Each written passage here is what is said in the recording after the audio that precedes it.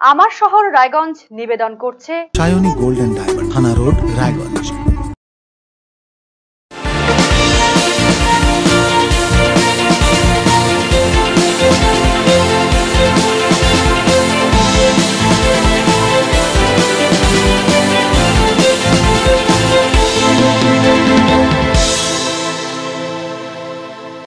নমস্কার, রাজশাহী সংবাদে আপনাদের স্বাগত। আমার শহর রায়গঞ্জ নিয়ে আপনাদের সঙ্গে আমি রিজু। প্রথমে যে খবরের দিকে চোখ রাখবো, রীতি অনুযায়ী বুধবার রামনবমী, আর এই রামনবমী পূর্ণ লগ্নে রায়গঞ্জ মেডিকেল কলেজ সংলগ্ন বজরংবলী মন্দিরে অনুষ্ঠিত হলো বাৎসরিক পুজো। প্রতিবারের মতো এবারেও সে একই ছবি। রামনবমীতে এবছরও মহা ধুমধামের সঙ্গে এখানে অনুষ্ঠিত হলো বিশেষ পুজো, যাকে ঘিরে অন্নভোগের ব্যবস্থা করা হয়। সকাল 6টা থেকে চলেছে পুজো। পুজো উপলক্ষে বহু ভক্তের সমাগম ঘটে। বহু দূর দূরান্ত থেকে ভক্তরা আসেন এখানে বাবা বজরংবলীর কাছে পরিবারের মঙ্গল কামনায় প্রার্থনা জানান সকলেই। আজকে বাবার বাৎসরিক পূজা রামনবমী, প্রত্যেক বছর এই সময় পূজা হয়। কখন থেকে পূজা শুরু? পূজা 6টা থেকে আরম্ভ হয়েছে। চলবে কতক্ষণ? এইখানে সারাদিন আজকে পূজা চলছে। অন্নভোগ হবে। 30 বছর এর বয়স হলো। ভক্তরা কোথা থেকে আসছে? বহু দূর থেকে, আসাম থেকে আসতেছে, মালদা থেকে আসতেছে, ইটাহার থেকে আসতেছে, সব দেশকে, কাঞ্চনপুরি থেকে, সুভাষগঞ্জ, ভাতগড়া, সব দিক থেকে লোক এখানে। কত ভক্ত সমাগম হয় এখানটায়? প্রচুর ভক্ত। এখানে পুজোতে এসেছি। কেমন লাগে এখানে আসতে?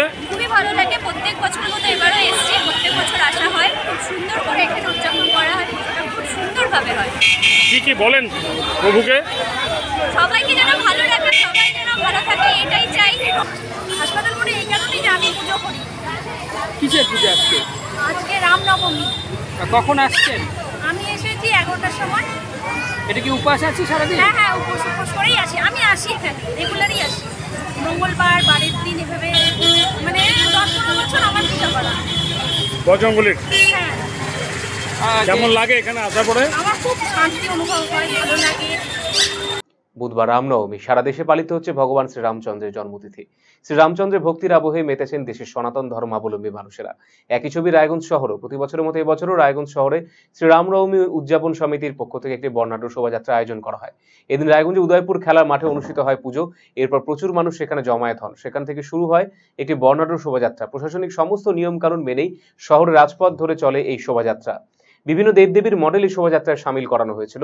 শোভাযাত্রা বিদ্রোহী মোড় পর্যন্ত গিয়ে ঘুরে স্টেশন সংলগ্ন স্থানে গিয়ে শেষ হয়। সেখানে প্রসাদ বিতরণ করা হয়। বৈশাখে চাঁদি ফাটা গরমকে উপেক্ষা করে বহু ভক্তের উপস্থিতি লক্ষ্য করা গিয়েছিল এই অনুষ্ঠানে।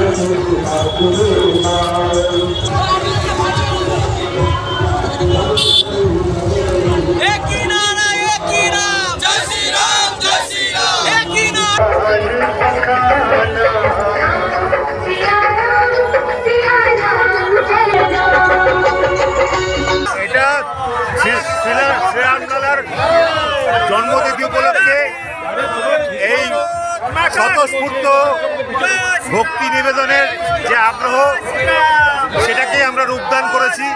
শ্রীরামলালার প্রতি সাধারণ মানুষের, আপামর ভারতবাসীর যে ভালোবাসা, শ্রদ্ধা, একাত্মতা, সেটা আমরা তুলে ধরতে চাই। এবং 500 বছর পর শ্রীরামলালা অযোধ্যায় তার নিজের বাসভূমি ফিরে পেয়েছেন।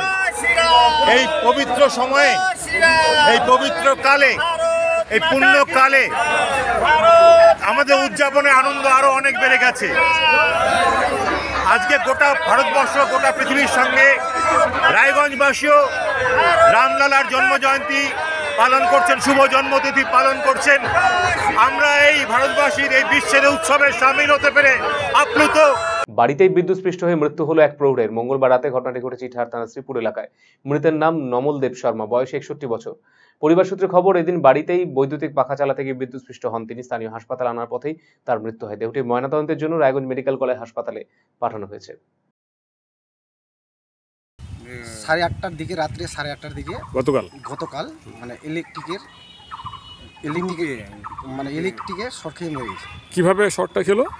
মতলব ফ্যানে কানেক্ট করতে গিয়ে মারা গেছে।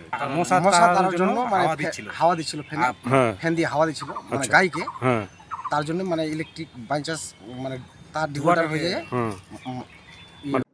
আমার শহর রায়গঞ্জ এখনকার মতো এই পর্যন্ত। অন্যান্য সমস্ত খবরের জন্য চোখ রাখুন RCTV সংবাদে। নমস্কার।